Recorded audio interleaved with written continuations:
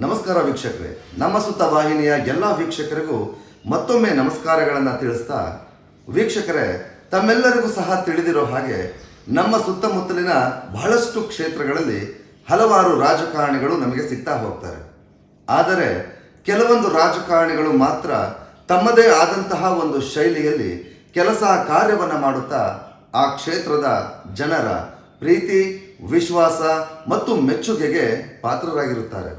ಅಂತಹ ಕೆಲವೊಂದು ರಾಜಕಾರಣಿಗಳನ್ನು ಗುರುತಿಸಿ ಪರಿಗಣಿಸಿ ತಮ್ಮೆಲ್ಲರ ಮುಂದೆ ತರುವುದೇ ನಮ್ಮ ಸುತ್ತ ವಾಹಿನಿಯ ಮೂಲ ಉದ್ದೇಶವಾಗಿದೆ. ಬನ್ನಿ ಹಾಗಾದರೆ ಎಂದಿನಂತೆ ಈ ದಿನದ ಒಂದು ಸಂದರ್ಶನದಲ್ಲಿ ನಮ್ಮ ಜೊತೆ ಇದ್ದಾರೆ ಶಿವಮೊಗ್ಗ ಜಿಲ್ಲೆಯ ಸೊರಬ ತಾಲೂಕು ವಿಧಾನಸಭಾ ಮತಕ್ಷೇತ್ರದಲ್ಲಿನ ಹೆಚ್ಚೆ ಗ್ರಾಮ ಪಂಚಾಯಿತಿ ವ್ಯಾಪ್ತಿಯಲ್ಲಿ ಒಳಪಡುವಂತಹ ಹುಲ್ತಿಕೊಪ್ಪ ಗ್ರಾಮದ ನಿವಾಸಿ. ಇದೇ ಒಂದು ಗ್ರಾಮದಲ್ಲಿ ಹುಟ್ಟು ಬೆಳೆದು ಇವರು ಹಲವಾರು ಸಮಾಜಮುಖಿ ಕಾರ್ಯಕ್ರಮಗಳ ಮೂಲಕ ಇದೇ ಒಂದು ಕ್ಷೇತ್ರದ ಜನಪ್ರಿಯ ನಾಯಕರಾದಂತಹ ಸನ್ಮಾನ್ಯ ಬಂಗಾರಪ್ಪನವರ ಹಾಗೂ ಎಸ್ ಮಧು ಬಂಗಾರಪ್ಪನವರ ಅನುಯಾಯಿಗಳಾಗಿದ್ದು, ಇದೇ ಒಂದು ಭಾಗದ ಸಕ್ರಿಯ ಕಾಂಗ್ರೆಸ್ ಪಕ್ಷದ ಕಾರ್ಯಕರ್ತರಾಗಿ ದುಡಿಯುತ್ತಿರುವ ಸನ್ಮಾನ್ಯ ಶ್ರೀ ಗಣಪತಿರವರು ನಮ್ಮ ಉಪಸ್ಥಿತಿಯಲ್ಲಿದ್ದಾರೆ. ಬನ್ನಿ ಹಾಗಾದರೆ ಈ ಕ್ಷೇತ್ರದ ನಾಯಕರ ಬಗ್ಗೆ ಹಾಗೂ ಅವರ ಆಡಳಿತದ ಬಗ್ಗೆ ಮತ್ತು ಮುಂದಿನ ದಿನಮಾನಗಳಲ್ಲಿ ಬರ್ತಕ್ಕಂತಹ ಭವಿಷ್ಯದ ಚುನಾವಣೆಗಳಾಗಿರ್ತಕ್ಕಂತಹ ಗ್ರಾಮ ಪಂಚಾಯಿತಿ, ತಾಲೂಕು ಪಂಚಾಯಿತಿ ಮತ್ತು ಜಿಲ್ಲಾ ಪಂಚಾಯಿತಿ ಚುನಾವಣೆಗಳ ಬಗ್ಗೆ ಏನೆಲ್ಲ ಒಂದು ಮಾಹಿತಿ ಹಾಗೂ ವಿಚಾರವನ್ನು ಹಂಚಿಕೊಳ್ತಾರೆ, ಸ್ವತಃ ಕೇಳೋಣ. ಸರ್ ನಮಸ್ಕಾರ. ನಮಸ್ಕಾರ ಸರ್, ಮೊಟ್ಟ ಮೊದಲನೇದಾಗಿ ತಮ್ಮೊಡನೆ ಚರ್ಚೆ ಮಾಡೋದಾದರೆ ತಮ್ಮದೇ ಆದಂತಹ ಒಂದು ಸಣ್ಣದಾದ ಕಿರುಪರಿಚಯ ನಮ್ಮ ವೀಕ್ಷಕರ ಮುಂದೆ ಹಂಚಿಕೊಳ್ಳಿ. ನನ್ನ ಹೆಸರು ಗಣಪತಿ ಅಂತ. ಇದೇ ಗ್ರಾಮದ ಹುಲ್ತಿಕೊಪ್ಪ ಗ್ರಾಮದ ಇಲ್ಲಿ ಹುಟ್ಟಿ ಒಬ್ಬ ಸಾಮಾನ್ಯ ರೈತನ ಮಗನಾಗಿ ಹುಟ್ಟಿ ಪದವಿ ಪಡೆದು ಅದಾದ ಮೇಲೆ ಅನಿವಾರ್ಯವಾಗಿ ಆ ಪರಿಸ್ಥಿತಿಯ ಅನುಕೂಲ ತಕ್ಕನಾಗಿ ನಾನು ಗ್ರಾಮ ಪಂಚಾಯತಿ ಸದಸ್ಯನಾಗಿ ಊರಿನರೆಲ್ಲ ಸೇರಿ ಆಯ್ಕೆ ಮಾಡಿದರು. ಒಬ್ಬ ಯುವಕನನ್ನು ಆಯ್ಕೆ ಮಾಡಬೇಕು ಅಂತ ಕಾರಣಕ್ಕಾಗಿ ಮಾಡಿದರು. ಇದೇ ತಾಲೂಕಿನ ಒಬ್ಬ ಕರ್ನಾಟಕದ ಧೀಮಂತ ನಾಯಕರು ಬಂಗಾರಪ್ಪನವರ ಕಾಲ 2000 ಇಸ್ವಿಯಲ್ಲಿ ಅವರು ಲೋಕಸಭಾ ಸದಸ್ಯರಾಗಿದ್ದರು. ಅಂಥ ಕಾಲದಲ್ಲಿ ನಾನು ಗ್ರಾಮ ಪಂಚಾಯತ್ ಸದಸ್ಯನಿಗೆ ಆಯ್ಕೆ ಆದಮೇಲೆ ಜನರ ಸೇವೆ ಮಾಡ್ತಕ್ಕಂಥ ಉದ್ದೇಶ ಇಟ್ಟು ಬಂದಿರತಕ್ಕಂಥದ್ದು ಸದಾ ಜನರ ಜೊತೆಗೆ ಇರ್ತಕ್ಕಂಥ ಕೆಲಸವನ್ನು ಮಾಡ್ತಾಯಿದ್ದೆ. ಅಂಥ ಸಂದರ್ಭದಲ್ಲಿ ಬಂಗಾರಪ್ಪನ ಪರಿಚಯ ಆಗಿ ನಾನು ಅವರ ರಾಜಕಾರಣದಲ್ಲಿ ನಾನು ಭಾಗಿಯಾದೆ. ಸನ್ಮಾನ್ಯ ಬಂಗಾರಪ್ಪನವರಿಂದ ಒಬ್ಬ ಮೇರು ನಾಯಕ, ಇಡೀ ಕರ್ನಾಟಕದ ಧೀಮಂತ ನಾಯಕರು. ಅವರ ಜೊತೆ ರಾಜಕಾರಣ ಮಾಡೋದೇ ಒಂದು ವಿಶೇಷವಾಗಿರ್ತಕ್ಕಂಥದ್ದು. ಅಂಥ ಕಾಲದಲ್ಲಿ ನಾನು ರಾಜಕೀಯ ಪ್ರಾರಂಭ ಮಾಡಿರ್ತಕ್ಕಂಥವನು. ಆ ಗ್ರಾಮ ಪಂಚಾಯತ್ ಸದಸ್ಯನಾಗಿ, ಗ್ರಾಮ ಪಂಚಾಯತ್ ಉಪಾಧ್ಯಕ್ಷನಾಗಿ, ಗ್ರಾಮ ಪಂಚಾಯತ್ ಅಧ್ಯಕ್ಷನಾಗಿ ಕೂಡ ಅದರ ಕಾಲದಲ್ಲಿ ಬಂಗಾರಪ್ಪನವರು ನನ್ನನ್ನು ಮಾಡಿದರು. ಜೊತೆಗೆ ತಾಲೂಕು ಪಂಚಾಯತಿ ಸದಸ್ಯನಾಗಿ, ತಾಲೂಕು ಪಂಚಾಯತಿ ಉಪಾಧ್ಯಕ್ಷನಾಗಿ, ತಾಲೂಕು ಪಂಚಾಯತಿ ಅಧ್ಯಕ್ಷರಾಗಿ ಕೂಡ ಸನ್ಮಾನ್ಯ ಬಂಗಾರಪ್ಪನವರು ನನ್ನನ್ನು ಗುರುತಿಸಿ ಅಂಥ ಜವಾಬ್ದಾರಿಗಳನ್ನು ನೀಡಿದರು. ಅದನ್ನು ನಾನು ಸಮರ್ಥವಾಗಿ ನಿಭಾಯಿಸಿದ್ದೀನಿ ಅಂತಕ್ಕಂಥ ಆತ್ಮತೃಪ್ತಿ ನನಗಿದೆ.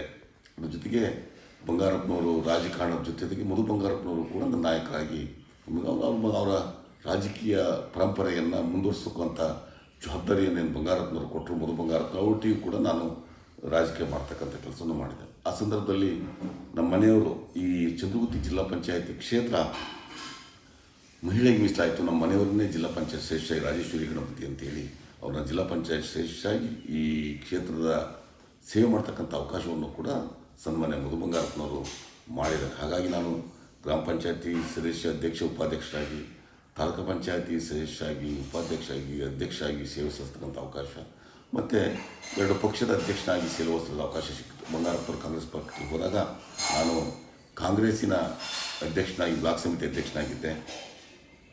ಜೊತೆಗೆ ಅವರು ಜನತಾದಳ ಹೋದಾಗ ನಾನು ಜನತಾದಳ ಪಕ್ಷದ ತಾಲೂಕು ಘಟಕದ ಅಧ್ಯಕ್ಷನಾಗಿ ಕೂಡ ನಾನು ಸೇವೆ ಸಲ್ಲಿಸ್ತಕ್ಕಂಥ ಅವಕಾಶವನ್ನು ಕೂಡ ನಾನು ನಿರ್ವಹಿಸಿದ್ದೇನೆ. ನನಗೆ ಜನಸಾಮಾನ್ಯರ ಮತ್ತು ಎಲ್ಲ ಜಾತಿ ವರ್ಗದವರ ನನಗೆ ಸಂಬಂಧ ಜಾಸ್ತಿ. ಅವರೆಲ್ಲರ ವಿಶ್ವಾಸವನ್ನು ಇಟ್ಕೊಂಡು ಚಂದ್ರಗುತ್ತಿ ಕ್ಷೇತ್ರವೇ ಒಂದು ವಿಶೇಷ. ಇಡೀ ಕರ್ನಾಟಕದಲ್ಲಿ ಒಂದು ಆದಿಶಕ್ತಿ ನಿಲ್ಲಿಸಿದ ಅಂದರೆ ಚಂದ್ರಗುತ್ತಿ.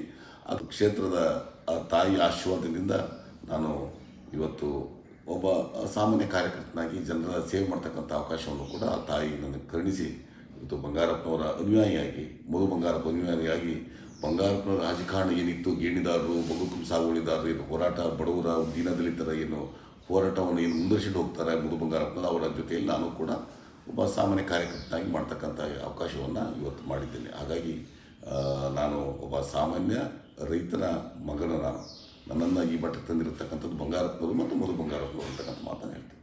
ಸರ್, ಇದೇ ನಿಟ್ಟಿನಲ್ಲಿ ಒಬ್ಬ ಮನುಷ್ಯ ಜೀವಿಸಲಿಕ್ಕೆ ಹೃದಯ ಎಷ್ಟು ಮುಖ್ಯನೋ ಈ ಚುನಾವಣೆಗಳಲ್ಲಿ, ಯಾವುದೇ ಚುನಾವಣೆ ಆಗಿರ್ಬೋದು, ಚುನಾವಣೆಗಳಲ್ಲಿ ಗೆಲುವನ್ನು ಸಾಧಿಸಬೇಕು ಅಂದರೆ ಜಾತಿ ಅನ್ನೋದು ಅಷ್ಟೇ ಮುಖ್ಯ ಅನ್ನೋದು ಕೆಲವೊಂದು ರಾಜಕಾರಣಿಗಳ ಜನತೆಯ ಒಂದು ವಿಚಾರ. ಸೊ ಇದಕ್ಕೆ ತಮ್ಮ ಸ್ವಂತ ಅನಿಸಿಕೆ, ಅಭಿಪ್ರಾಯಗಳನ್ನು ಏನು ವ್ಯಕ್ತಪಡಿಸ್ತೀರಾ ಜಾತಿ ರಾಜಕಾರಣದ ಬಗ್ಗೆ? ಜಾತಿ ರಾಜಕಾರಣ ಇವತ್ತಿನ ಪ್ರಸ್ತುತ ನಿಜವಾಗ್ಲೂ ಇದ್ದದ್ದು ಹೌದು, ಆದರೆ ನನಗೆಲ್ಲೂ ಕೂಡ ಅದು ಆಗಿಲ್ಲ. ಇದು ಬಂಗಾರಪ್ಪನವರು, ಮಧು ಬಂಗಾರಪ್ಪನವರು ಕೂಡ ಒಬ್ಬ ಜಾತ್ಯತೀತ ನಾಯಕರು. ಇಲ್ಲಿ ಚಂದ್ರುತಿ ಕ್ಷೇತ್ರ ಆವಾಗಲೇ ಹೇಳಿದೆ ನಾನು, ಎಲ್ಲ ಜಾತಿ ವರ್ಗವನ್ನು ಹೊಂದಿರತಕ್ಕಂಥ ವಿಶಿಷ್ಟವಾಗಿರ್ತಕ್ಕಂಥ ಒಂದು ಕ್ಷೇತ್ರ. ಇಲ್ಲಿ ನನ್ನನ್ನು ಸುಮಾರು 3200 ಮತಗಳ ಅಂತ ನಮ್ಮ ಮನೆಯವ್ರನ್ನ ಜಿಲ್ಲಾ ಪಂಚಾಯತಿಗೆ ಗೆಲ್ಲಿಸಿದ್ದಾರೆ. ತಾಲೂಕು ಪಂಚಾಯಿತಿಯು ಕೂಡ ನನ್ನನ್ನು ಈ ಕ್ಷೇತ್ರ ಚಂದ್ರಗುತ್ತಿ ಕ್ಷೇತ್ರ ಗೆಲ್ಲಿಸಿರ್ತಕ್ಕಂಥದ್ದು.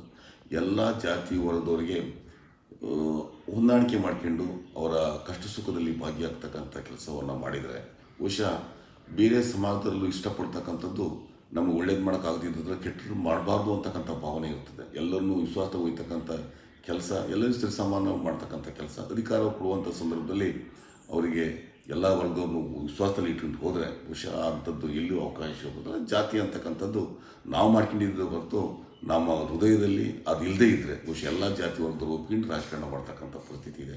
ಹಾಗಾಗಿ ಜಾತಿ ಮುಖ್ಯ ಆಗೋದಿಲ್ಲ, ನಮ್ಮ ಸರ್ವೀಸೇ ಮುಖ್ಯ ಆಗ್ತದೆ ಅಂತಕ್ಕಂಥ ಮಾತನ್ನು.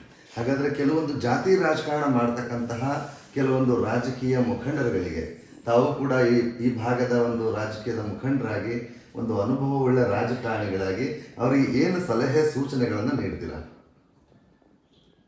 ನನ್ನ ಪ್ರಕಾರ ನಾವು ಸರ್ವಿಸ್ ಮಾಡ್ತಕ್ಕಂಥದ್ದು ಮುಖ್ಯ. ನಾವು ಜಾತಿ ಆಧಾರ ಮಾಡಿಕೊಂಡ್ರೆ ಬಹುಶಃ ಅದು ಬಾಳಿಕೆ ಬರೋದಿಲ್ಲ. ಯಾವ ತಾತ್ಕಾಲಿಕವಾಗಿ ಒಂದು ದಿನ ನೀವು ಅಧಿಕಾರ ಬರ್ಬೋದು, ಹೋಗ್ಬೋದು, ಆದರೆ ನಿರಂತರವಾಗಿ ಒಬ್ಬ ಸ್ನೇಹಿತನಾಗಿ ಅಥವಾ ರಾಜಕೀಯ ನಾಯಕನಾಗಿ ಬೆಳೆಯೋದಕ್ಕೆ ಜಾತ್ಯತೀತವಾಗಿರ್ಬೇಕು. ಮತ್ತು ಎದುರುಗಡೆ ಮಾತ್ರ ಇರಬಾರ್ದು, ಹೃದಯದಿಂದ ಇರಬೇಕಾದ್ರು. ನೀವು ಮಾಡ್ತಕ್ಕಂಥ ರೀತಿ ನ್ಯಾಚುರಲಿಟಿ ಇದ್ದು ನೀನು ಜಾತ್ಯತೀತವಾಗಿದ್ದರೆ ಬಹುಶಃ ಅದು ಭಾಳಷ್ಟು ದಿನಗಳ ಬಾಳಿಕೆ ಬರ್ತದೆ. ಹಾಗಾಗಿ ಯಾವತ್ತೂ ಕೂಡ ಯಾರ್ಯಾರು ಮುಂದಿರೋರು ಇದ್ದಾರೆ, ಯಾರ್ಯಾರು ಬಡವರು ಇದ್ದಾರೆ, ಯಾರು ಕಷ್ಟದಲ್ಲಿ ಅವರಿಗೆ ಜೊತೆಗಿರ್ತಕ್ಕಂಥ ಕೆಲಸ ಮಾಡಬೇಕು. ಹಾಗಾಗಿ ಅದು ಆ ನಿಟ್ಟಿನ ಮೇಲೆ ಮಾಡಿದರೆ ಬಹುಶಃ ಜಾತಿ ಅವಶ್ಯಕತೆ ಇರೋದಿಲ್ಲ. ಜಾತಿ ಒಂದೊಂದು ಹುಟ್ಟಿದ ಸಮಾಜದಲ್ಲಿ ಯಾರು ಹೆಜ್ಜೆಕಿಂದ ಹುಟ್ಟಿರೋದಿಲ್ಲ, ಆ ಸಮಾಜದಲ್ಲಿ ಹುಟ್ಟಿರ್ತಾನೆ. ಬಹುಶಃ ರಾಜಕಾರಣ ಮಾಡ್ತಕ್ಕಂಥ ಸಂದರ್ಭದಲ್ಲಿ ಎಲ್ಲ ಸಮಾಜದಲ್ಲೂ ಒಟ್ಟಿಗೆ ಒಯ್ತಕ್ಕಂಥ ದೊಡ್ಡ ಗುಣ ಬಂದರೆ ಬಹುಶಃ ರಾಜಕೀಯವಾಗಿ ಅವರು ಬೆಳೆಯೋಕ್ಕೆ ಸಾಧ್ಯ. ನನ್ನ ಪ್ರಕಾರ ಅದಕ್ಕೆ ನಾನು ಕೂಡ ಉದಾಹರಣೆ. ಎಲ್ಲರೂ ವಿಶ್ವಾಸ ತಗೊಂಡು ಬಹುಶಃ ನನ್ನನ್ನು ಈ ಭಾಗದಲ್ಲಿ ಗುರುಸ್ತಕ್ಕಂಥ ಮಟ್ಟಿಗಿರೋದು ನನ್ನೊಬ್ಬ ಜಾತ್ಯತೀತವಾಗಿ ನಾನು ಕೆಲಸ ಮಾಡಿರ್ತಕ್ಕಂಥದ್ದು ಉದಾಹರಣೆ. ಸರ್, ತಾವು ಸಹ ವಿದ್ಯಾವಂತರಿದ್ದೀರಿ. ತಮಗೂ ತಿಳಿದಿರೋ ಹಾಗೆ ಒಂದು ಕ್ಷೇತ್ರ ಅಭಿವೃದ್ಧಿ ಅಥವಾ ಬೆಳವಣಿಗೆ ಕಾಣಬೇಕು ಅಂದರೆ ಆ ಕ್ಷೇತ್ರದ ಶಿಕ್ಷಣ, ಶಾಲೆ, ಸ್ವಚ್ಛತೆ ಮತ್ತು ಮೂಲಭೂತ ಸೌಕರ್ಯ ಅನ್ನುವಂಥದ್ದು ಬಹಳಷ್ಟು ಅತಿ ಮುಖ್ಯ ಪಾತ್ರ ವಹಿಸುತ್ತೆ. ಈ ಅಂಶಗಳ ಬಗ್ಗೆ ನಿಮ್ಮ ನಾಯಕರಾದಂತಹ ಎಸ್ ಮಧು ಬಂಗಾರಪ್ಪನವರು ಎಸ್ಪೆಷಲಿ ನಿಮ್ಮ ಒಂದು ಭಾಗಕ್ಕೆ ಯಾವ ರೀತಿ ಆದ್ಯತೆಗಳನ್ನು, ಅನುಕೂಲತೆಗಳನ್ನು ಮಾಡಿಕೊಟ್ಟಿದ್ದಾರೆ ಅನ್ನೋ ಒಂದು ವಿಚಾರವನ್ನು, ಅನಿಸಿಕೆ, ಅಭಿಪ್ರಾಯಗಳನ್ನು ವ್ಯಕ್ತಪಡಿಸ್ತಾರೆ. ಸನ್ಮಾನ್ಯ ಮಧು ಬಂಗಾರಪ್ಪನವರು ಕಳೆದ ವಿಧಾನಸಭಾ ಚುನಾವಣೆಯಲ್ಲಿ ಅತ್ಯಂತ ಹೆಚ್ಚು ಬಹುಮತ, ಸುಮಾರು 45,000 ಅಂತಗಳಿಂದ ಗೆಲ್ಲಿಸಿದರು. ಬಂಗಾರಪ್ಪನವರ ನಂತರ ಅವ್ರ ರಾಜಕಾರಣವನ್ನು ಮುಂದುವರಿಸಿಕೊಂಡು ಹೋಗಬೇಕು ಅಂತಕ್ಕಂಥ ಉದ್ದೇಶವನ್ನು ಈ ತಾಲೂಕಿನ ಜನರು, ಈ ಕ್ಷೇತ್ರದ ಜನರು ಇಟ್ಕೊಂಡು ಅವ್ರನ್ನ ಅತ್ಯಂತ ಬಹುಮತದಿಂದ ಗೆಲ್ಲಿಸ್ತಕ್ಕಂಥ ಪ್ರಯತ್ನ ಮಾಡಿದ್ರು. ಆನಂತರ ಇಡೀ ಕರ್ನಾಟಕ ಸರ್ಕಾರ ಸಿದ್ದರಾಮಯ್ಯವರು ಮತ್ತು ಡಿ ಕೆ ಶಿವಕುಮಾರ್ ಅವರು ಅತ್ಯಂತ ಮಹತ್ವದಾಗಿರ್ತಕ್ಕಂಥ ಖಾತೆಯನ್ನು ನೀಡಿದರು. ಅವರಿಗೆ ಶಿಕ್ಷಣ, ಪ್ರಾಥಮಿಕ ಮತ್ತು ಪ್ರೌಢ ಶಿಕ್ಷಣ ಖಾತೆಯನ್ನು ಕೊಡ್ತಕ್ಕಂಥ ಕೆಲಸವನ್ನು ಮಾಡಿದರು. ಅವಾಗ ಅನ್ನಿಸ್ತು, ಮೊಟ್ಟ ಮೊದಲು ಇವರು ಮಂತ್ರಿಗಳಾಗ್ತಾರೆ.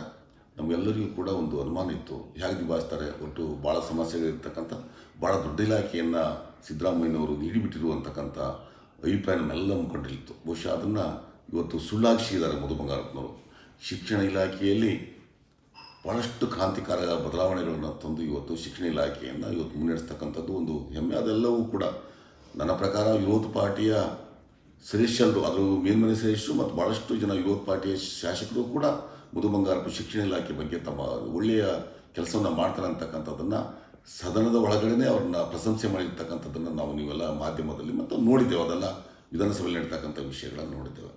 ಇವತ್ತಿನ ಪರಿಸ್ಥಿತಿಯಲ್ಲಿ ಒಬ್ಬ ಇಂಥ ನಾಯಕತ್ವ ಬೇಕಾಗಿತ್ತು ಅಂತಕ್ಕಂಥದ್ದು ಇಡೀ ಕರ್ನಾಟಕಕ್ಕೆ ಬಂಗಾರಪ್ಪನವರು ಯಾಕೆ ನಾಯಕತ್ವ ಕೊಟ್ಟಿದ್ರು, ಆ ನಿಟ್ಟಿನ ಮೇಲೆ ಆ ಇಲಾಖೆಯನ್ನು ಕೂಡ ಅವ್ರು ಕೊಟ್ಟ ಕೆಲಸವನ್ನು ಅತ್ಯಂತ ಜವಾಬ್ದಾರಿ ಮಾಡ್ತಕ್ಕಂಥ ಮನುಷ್ಯ ಯಾವಾಗಲೂ ಅಷ್ಟೇ ಮಧು ಬಂಗಾರಪ್ಪನವರು. ಆ ಕೆಲಸವನ್ನು ಇಟ್ಟು ಕರ್ನಾಟಕ ತುಂಬ ಮಾಡಿದ್ದಾರೆ. ಸೊರಬ ತಾಲೂಕಿನಲ್ಲೂ ಕೂಡ 5 KP, ಇಲ್ಲೆಲ್ಲ ಹಿಂದುಳಿದವರು ಬಡವರೇ ಜಾಸ್ತಿ ಇರ್ತಕ್ಕಂಥ ಈ ಕ್ಷೇತ್ರ, ಇಲ್ಲಿ 5 KPS ಶಾಲೆಗಳನ್ನು ಇವತ್ತು ನಮ್ಮಲ್ಲಿ ಕೊಟ್ಟಿದ್ದಾರೆ. ತಾಳಗುಪ್ಪ ಸೇರಿ ಸಾಗರ ತಾಲೂಕಿನ ತಾಳಗುಪ್ಪವು ಕೂಡ ನಮ್ಮ ವಿಧಾನಸಭಾ ಕ್ಷೇತ್ರ ಗೊತ್ತು. ಅಲ್ಲೊಂದು ಅಂಕಳ್ಳಿ ಗುನ್ನೂರಲ್ಲಿ ಇರ್ತಕ್ಕಂಥ ಒಂದು ಶಾಲೆ, ಉಳಿವಿಯಲ್ಲಿ, ಚಿಟ್ಟೂರಿನಲ್ಲಿ ಮತ್ತು ಜಡೆಯಲ್ಲಿ ಇಷ್ಟು KPS ಶಾಲೆಗಳನ್ನು ಇವತ್ತು ಸನ್ಮಾನ್ಯ ಮಧು ಬಂಗಾರಪ್ಪನವರು ಏಕಕಾಲ ಇವತ್ತು ಇಲ್ಲಿವರೆಗೆ ಇರ್ತಕ್ಕಂಥದ್ದು ಸೊರಬ ತಾಲೂಕಿನ ಮಟ್ಟಿಗೆ ಆನೊಟ್ಟು ಹೊಂದಿತ್ತು. ಇವತ್ತು 5 ಅದಕ್ಕೆ ಇವತ್ತು ಸೇರ್ಕೊಂಡು ಒಳ್ಳೆಯ ಕೆಲಸವನ್ನು ಮಾಡಿ ಬಡವರಿಗೆ ಉದ್ದೇಶ ಇಷ್ಟೇ ಅವರು ಶಿಕ್ಷಣ ಕೊಟ್ಟು ಅವರನ್ನು ಮೇಲ್ ತರುವಂಥ ಒಂದು ಜವಾಬ್ದಾರಿಯನ್ನು ಸನ್ಮಾನ್ಯ ಮಧು ಬಂಗಾರಪ್ಪನವರು ಮಾಡ್ತಾ ಇದ್ದಾರೆ. ಚಂದ್ರಗುತ್ತಿ ಅಭಿವೃದ್ಧಿ ಪ್ರಾಧಿಕಾರವನ್ನು ರಚನೆ ಮಾಡಿದರು. ಅದು ಭಾಳ ಮುಖ್ಯವಾಗಿರ್ತಕ್ಕಂಥ ಚಂದ್ರಗುತ್ತಿ ಭಾಳ ರಾಜ್ಯದ ಮೂಲೆಯಿಂದ ಭಕ್ತಾದಿಗಳು ಬರ್ತಾರೆ. ಮೂಲಸೌಕರ್ಯ ತೊಂದರೆ ಇತ್ತು. ಆ ಕಾರಣಕ್ಕಾಗಿ ಇವತ್ತು ಅಲ್ಲಿ ಪ್ರಾಧಿಕಾರವನ್ನು ಮಾಡಿ ಆ ಕ್ಷೇತ್ರನ ಅಭಿವೃದ್ಧಿ ಮಾಡುವ ನಿಟ್ಟಿನಲ್ಲಿ ಇವತ್ತಾಗಲೇ ಪ್ರಾರಂಭ ಆಗಿದೆ. ಇನ್ನು ಆ ಕಮಿಟಿಯು ಕೂಡ ಇನ್ನು ಮುಗಿಯುವ ಹಂತದಲ್ಲಿದೆ. ಹಾಗಾಗಿ ಅಭಿವೃದ್ಧಿ ಪ್ರಾಧಿಕಾರ ಆ ಮೂಲಕ ಚಂದ್ರಗುತ್ತಿ ಕ್ಷೇತ್ರವನ್ನು ಈ ರಾಜ್ಯದಲ್ಲಿ ಒಂದು ಅಭಿವೃದ್ಧಿ ಹೊಂದಿರತಕ್ಕಂಥ ಕ್ಷೇತ್ರವನ್ನು ಮಾಡ್ತಕ್ಕಂಥ ಕೆಲಸವನ್ನು ಸನ್ಮಾನ್ಯ ಮಧು ಬಂಗಾರಪ್ಪನವರು ಮಾಡಿದ್ದಾರೆ. ಇಲ್ಲಿ ವರದಾ ನದಿಗಳು ಮತ್ತು ದಂಡಾವತಿ 2 ನದಿಗಳು ಈ ಕ್ಷೇತ್ರ ಹರಿತಾ ಇದ್ದಾವೆ. ಅಲ್ಲಿ ವರದಾ ನದಿಗೆ 52 ಕೋಟಿ ರೂಪಾಯಿ ಅಡಿಯಲ್ಲಿ ಸರಣಿ ಬ್ಯಾರೇಜ್ಗಳನ್ನು ಕೆಲಸವನ್ನು ಪ್ರಾರಂಭ ಮಾಡಿದ್ದಾರೆ. ಇನ್ನು ಈಗಾಗಲೇ ಕೆಲಸವೂ ಕೂಡ ನಡೀತಾ ಇದೆ. ಮುಂದಿನ ವರ್ಷಕ್ಕೆ ಅವೆಲ್ಲ ನೀರು ಕೊಡ್ತಕ್ಕಂಥ, ರೈತರಿಗೂ ನೀರು ಕೊಡ್ತಕ್ಕಂಥ ಮತ್ತು ಈ ಜನರಿಗೂ ಭಾಗದಲ್ಲಿ ಜನರಿಗೆ ಕುಡಿಯ ನೀರು ಕೊಡ್ತಕ್ಕಂಥ ಕೆಲಸವನ್ನು ಮಾಡುವಂಥ ಕೆಲಸವನ್ನು ಮಾಡಿದ್ದಾರೆ. ದಂಡಾವತಿ ನದಿಗೆ ಏತ ನೀರಾವರಿ ಯೋಜನೆಗಳನ್ನು ಸುಮಾರು 170 ಕೋಟಿ ರೂಪಾಯಿ ಅಂದಾಜು ವೆಚ್ಚದಲ್ಲಿ ಈಗ ಪ್ರಾರಂಭ ಆಗ್ತದೆ. ಟೆಂಡರ್ ಕೂಡ ಕರೆದಿದ್ದಾರೆ. ಕೆರೆಗಳ ಅಭಿವೃದ್ಧಿ ಆಗ್ತಾಯಿದೆ. ರಸ್ತೆಗಳ ಅಭಿವೃದ್ಧಿಯನ್ನು ನಾವು ಇವತ್ತು ಮಾಡ್ತಾಯಿದ್ದೇವೆ. ಹಳ್ಳಿಯಲ್ಲೂ ಕೂಡ ಡಾಂಬರೀಕರಣ ಆಗ್ತಕ್ಕಂಥ ಕೆಲಸ, ಅಲ್ಪಸಂಖ್ಯಾತರ ಕಾಲೋನಿಗಳಲ್ಲಿ CC ರಸ್ತೆ ಮತ್ತು ಚರಂಡಿ ಆಗ್ತಕ್ಕಂಥ, ನಿಮ್ನ ವರ್ಗದ ಪರಿಶಿಷ್ಟ ಜಾತಿ ಮತ್ತು ಪರಿಶಿಷ್ಟ ಪಂಗಡಗಳ ಕೇರಿಯಲ್ಲಿ CC ರಸ್ತೆಗಳ ಮಾಡ್ತಕ್ಕಂಥ ಕೆಲಸವನ್ನು ಇವತ್ತು ಮಾಡ್ತಾಯಿದ್ದಾರೆ. ಸಮುದಾಯ ಭವನಗಳನ್ನು ನಿರ್ಮಾಣವನ್ನು ಮಾಡ್ತಾಯಿದ್ದಾರೆ. ಹಾಗಾಗಿ ಈ ತಾಲೂಕಿನಲ್ಲಿ ಸಮರೋಪಾದಿಯಲ್ಲಿ ಈಗ ಸಾಕಷ್ಟು ಅಭಿವೃದ್ಧಿ ಕೆಲಸಗಳು ನಡೀತಾ ಇದೆ. 100 ಕೋಟಿ ರೂಪಾಯಿ ಅಭಿವೃದ್ಧಿ ಕಾರ್ಯಗಳು ಇವತ್ತಿನ ಈ ತಾಲೂಕಿನಲ್ಲಿ ನಡೀತಾ ಇದೆ.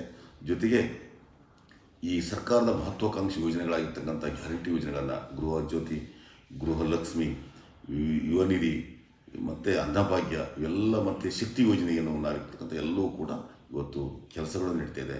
ಸೊರಬದಲ್ಲಿ ಒಂದು ಡಿಪೋ ಇರಲಿಲ್ಲ, ಡಿಪೋ ಈಗಾಗಲೇ ಜಾಗ ಗುರುತಿಸಿ ಮಾಡಿ ಪ್ರಾರಂಭ ಮಾಡ್ತದೆ. ಸೊರಬ ತಾಲೂಕಿನಲ್ಲಿ ಒಂದು 25 ಬಸ್ಸುಗಳು ಈಗಾಗಲೇ ಸಂಚಾರ KSRTC ಬಸ್ಸುಗಳು ಫ್ರೀ ಬಸ್ ಅದು ಮಹಿಳೆಯರಿಗೆ ಅವಕಾಶವನ್ನು ಸರ್ಕಾರ ಕೊಟ್ಟಿದೆ. ಹಾಗಾಗಿ ಅವೆಲ್ಲ ಕೆಲಸ ಕಾರ್ಯಗಳನ್ನು ಇವತ್ತು ನಿರ್ವಹಿಸ್ತಾ ಇದೆ. ಸಮರ್ಪಕ ಈ ತಾಲೂಕಿನಲ್ಲಿ ನಡೀತಾ ಇದೆ. KSRTC ಡಿಪೋ ಆಗ್ತಾ ಇದೆ, ಹಾಸ್ಟೆಲ್ಗಳಾಗ್ತದೆ, ಕಾರ್ಮಿಕ ಶಾಲೆಗಳು ಪ್ರಾರಂಭ ಆಗ್ತಾ ಇದ್ದಾವೆ.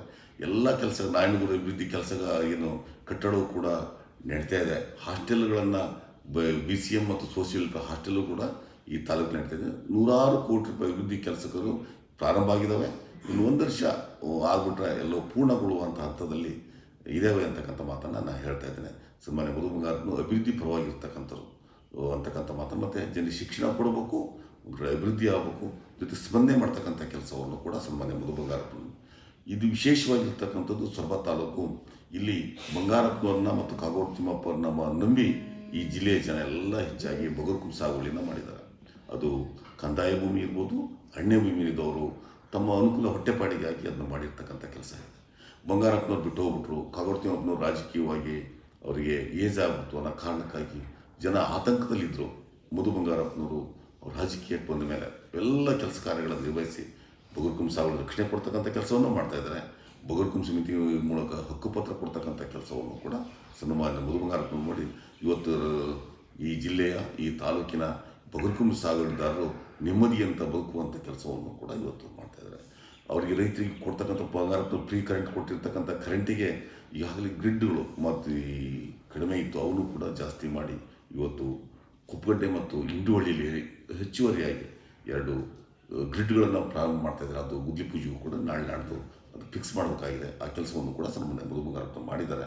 ಎಲ್ಲ ಕ್ಷೇತ್ರದಲ್ಲೂ ಕೂಡ ಮಧು ಬಂಗಾರಪ್ಪ ಕೆಲಸ ಮಾಡ್ತಕ್ಕಂಥ, ಎಲ್ಲ ಸಮಾಜದವ್ರನ್ನು ಒಟ್ಟೊಟ್ಟಿಗಿರ್ತಕ್ಕಂಥ, ಎಲ್ಲ ಸಮಾಜದವರಿಗೂ ಅಧಿಕಾರ ಕೊಡ್ತಕ್ಕಂಥ ಕೆಲಸವನ್ನು ಅವರ ಹಂತದಲ್ಲಿ ಮಾಡ್ತಕ್ಕಂಥ ಕೆಲಸವನ್ನು ಮಾಡ್ತಾರೆ ಅಂತಕ್ಕಂಥ ಮಾತನ್ನು ಹೇಳ್ತಾರೆ. ಸರ್, ಅಭಿವೃದ್ಧಿ ವಿಚಾರವಾಗಿ ತಮ್ಮೊಡನೆ ಮತ್ತೊಮ್ಮೆ ಚರ್ಚೆ ಮಾಡೋದಾದರೆ, ತಾವು ಸಹ ಬಹಳಷ್ಟು ಒಂದು ಸ್ಥಾನಮಾನಗಳನ್ನು ಗಳಿಸಿ ತಮ್ಮದೇ ಆದಂಥ ಒಂದು ಸಮಾಜಮುಖಿ ಕಾರ್ಯಕ್ರಮಗಳನ್ನು ನೀಡ್ತಾ ಬಂದಿದ್ದರು. ತಮ್ಮ ಒಂದು ಭಾಗದಲ್ಲಿ ತಮ್ಮ ಧರ್ಮಪತ್ನಿಯವರು ಸಹ, ರಾಜೇಶ್ವರಿ ಮೇಡಮ್ ಅವರು ಸಹ ಈ ಹಿಂದೆ ಜಿಲ್ಲಾ ಪಂಚಾಯಿತಿ ಸದಸ್ಯರಾಗಿ ಕರ್ತವ್ಯವನ್ನು ನಿರ್ವಹಿಸಿದ್ದಾರೆ. ಸೊ ನಿಮ್ಮ ಭಾಗದಲ್ಲಿ ತಾವು ಮಾಡಿರ್ತಕ್ಕಂತಹ ಕೆಲವು ಅತಿ ಮುಖ್ಯ ಅಭಿವೃದ್ಧಿ ಕಾರ್ಯಕ್ರಮಗಳು, ಕಾಮಗಾರಿಗಳು ಅಂದರೆ ಯಾವ್ಯಾವು ಅಂತ ಹೇಳಲಿಕ್ಕೆ ತಾವು ಬಯಸ್ತೀರಾ ಸರ್? ನಿಮ್ಮೆಲ್ಲರ ಆಶೀರ್ವಾದದಿಂದ ಹಿಂದೆ ನಮ್ಮ ಮನೆಯವರಾಗಿರ್ತಕ್ಕಂಥ ರಾಜೇಶ್ವರಿ ಅವರು ಜಿಲ್ಲಾ ಪಂಚಾಯತಿ ಶ್ರೇಷ್ಠರಾಗಿ ಸೇವೆ ಸಲ್ಲಿಸೋಂಥ ಅವಕಾಶವನ್ನು ತಾವೆಲ್ಲ ಕಲ್ಪಿಸಿದ್ರಿ. ಇರ್ತಕ್ಕಂಥ ಆಡಳಿತಾವಧಿಯಲ್ಲಿ ಸರ್ಕಾರದ ಆದೇಶಾನುಗುಣವಾಗಿ ನಾನು ಒಳ್ಳೆ ಕೆಲಸ ಮಾಡ್ತಕ್ಕಂಥ ಕೆಲಸವನ್ನು ನಾನು ಮಾಡಿದ್ದೇನೆ.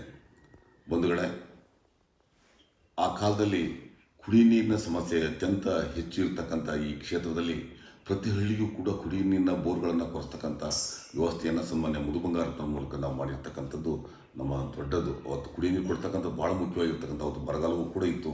ಅಂಥ ಸಂದರ್ಭದಲ್ಲಿ ನಾವು ಜಿಲ್ಲಾ ಪಂಚಾಯಿತಿ ಅನುದಾನ ಜೊತೆಗೆ ಸನ್ಮಾನ್ಯ ಮಧು ಬಂಗಾರಪ್ಪನ ಆಶೀರ್ವಾದ ಅವರ ಅನುದಾನದಲ್ಲೂ ಸೇರಿ ಕುಡಿಯ ನೀರಿನ ವ್ಯವಸ್ಥೆಯನ್ನು ಮಾಡಿರ್ತಕ್ಕಂಥದ್ದನ್ನು ನಾವು ಹಳ್ಳಿಗೆ ರಸ್ತೆ ಕೊಡ್ತಕ್ಕಂಥ ಕೆಲಸವನ್ನು ಮಾಡಿದ್ದೇವೆ.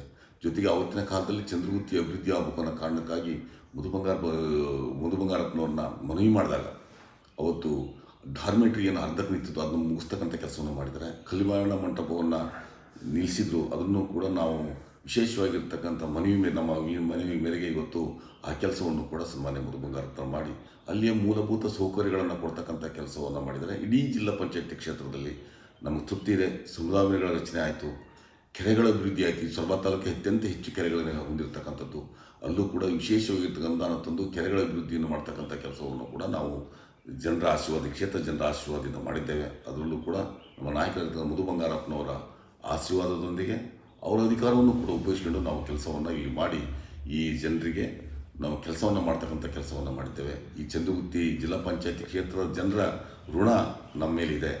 ಸರ್, ತಾವು ಸಹ ಪ್ರಸ್ತುತ ಕಾಂಗ್ರೆಸ್ ಪಕ್ಷದ ಒಂದು ಕಾರ್ಯಕರ್ತರಾಗಿ ಇದೇ ಒಂದು ಭಾಗದಲ್ಲಿ ಸಮಾಜಮುಖಿ ಕಾರ್ಯಕ್ರಮಗಳನ್ನು ನೀಡ್ತಾ ಬರ್ತಾ ಇದ್ದೀರಿ. ಹಾಗೂ ಮಧು ಬಂಗಾರಪ್ಪನವರ ಅನುಯಾಯಿಗಳು ಕೂಡ ತಾವು ಈ ಭಾಗದಲ್ಲಿ ಆಗಿದ್ದೀರಿ. ಸೊ ಈ ಭಾಗದ ಜನತೆ ಆಗಿರ್ಬೋದು ಅಥವಾ ಸಮಸ್ತ ನಾಡಿನ ಜನತೆ ಆಗಿರ್ಬೋದು, ಕಾಂಗ್ರೆಸ್ ಪಕ್ಷಕ್ಕೆ ಮುಂದಿನ ದಿನಮಾನಗಳಲ್ಲಿ ಏನಕ್ಕೆ ಮತವನ್ನು ಜನತೆ ನೀಡಬೇಕು ಅನ್ನೋ ಒಂದು ಮಾಹಿತಿಯನ್ನು ಹಾಗೂ ಪಕ್ಷದ ವಿಚಾರವನ್ನು ಜನತೆ ಮುಂದೆ ತಿಳಿಸ್ತೀರಿ. ಸೊರಬ ವಿಧಾನಸಭಾ ಕ್ಷೇತ್ರಕ್ಕೆ ಸನ್ಮಾನ್ಯ ಮಧು ಬಂಗಾರಪ್ಪನವರ ಉಳಿಸಿ ಬೆಳೆಸುವಂಥ ಭಾಳ ದೊಡ್ಡ ಜವಾಬ್ದಾರಿ ನಮ್ಮ ಮೇಲಿದೆ.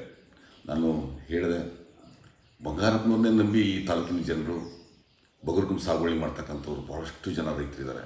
ಇವತ್ತು ಆರ್ಥಿಕವಾಗಿ ಚೆನ್ನಾಗಿದ್ದಾರೆ ಅಂದರೆ ಅದೇ ಕಾರಣ. ಅವರ ರಕ್ಷಣೆ ಮಾಡುವಂಥ ಭಾಳ ದೊಡ್ಡ ಜವಾಬ್ದಾರಿ ಸನ್ಮಾನ್ಯ ಮಧು ಬಂಗಾರಪ್ಪನ ಮೇಲಿದೆ. ಆ ಕೆಲಸವನ್ನು ಕೂಡ ಅವರು ಭಾಳ ನಿಷ್ಠೆಯಿಂದ ಮಾಡ್ತಾಯಿದ್ದಾರೆ. ಆ ಕಾರಣಕ್ಕಾಗಿ ನಾನು ವಿನಂತಿ ಮಾಡೋದು, ಬಗರ್ಗುಂಬಿ ಸಾಗುವಳಿದಾರರು ತಾವೆಲ್ಲರೂ ಕೂಡ ಇಂಥ ನಾಯಕತ್ವವನ್ನು ಬೆಳೆಸ್ಕೊಂಡ್ರೆ ಬಹುಶಃ ನಮ್ಮೆಲ್ಲರಿಗೂ ಕೂಡ ಒಳ್ಳೆಯದಾಗ್ತದೆ ಒಂದು ಕಡೆ. ಇನ್ನೊಂದು ಕಡೆ ಕಾಂಗ್ರೆಸ್ ಪಕ್ಷವೂ ಕೂಡ ದೀನದಲಿತರು, ಬಡವರು, ಎಲ್ಲ ವರ್ಗದವ್ರನ್ನು ಒಟ್ಟಿ ಒಯ್ತಕ್ಕಂಥ ಸಾಮಾಜಿಕ ನ್ಯಾಯವನ್ನು ಕೊಡ್ತಕ್ಕಂಥ ಕೆಲಸವನ್ನು ಕಾಂಗ್ರೆಸ್ ಪಕ್ಷ ಮಾಡ್ತದೆ. ಆ ಕಾರಣಕ್ಕಾಗಿ ಕಾಂಗ್ರೆಸ್ ಪಕ್ಷವನ್ನು ನೀವು ಉಳಿಸಿ ಬೆಳೆಸಿ ರಾಜ್ಯದಲ್ಲಿ ಬೆಳೆಸಬೇಕು ಅಂತಕ್ಕಂಥ ಮಾತನ್ನು ಈ ಸಂದರ್ಭದಲ್ಲಿ. ಇನ್ನೊಂದು ಪಾರ್ಟಿ ಕೇವಲ ಭಾವನಾತ್ಮಕ ವಿಷಯಗಳನ್ನು ನೀಡಿ ಮಾಡಿ ಇವತ್ತು ರಾಜಕಾರಣವನ್ನು ಅಧಿಕಾರವನ್ನು ಮಾಡ್ತಕ್ಕಂಥ ಕೆಲಸವನ್ನು ಮಾಡ್ತದೆ.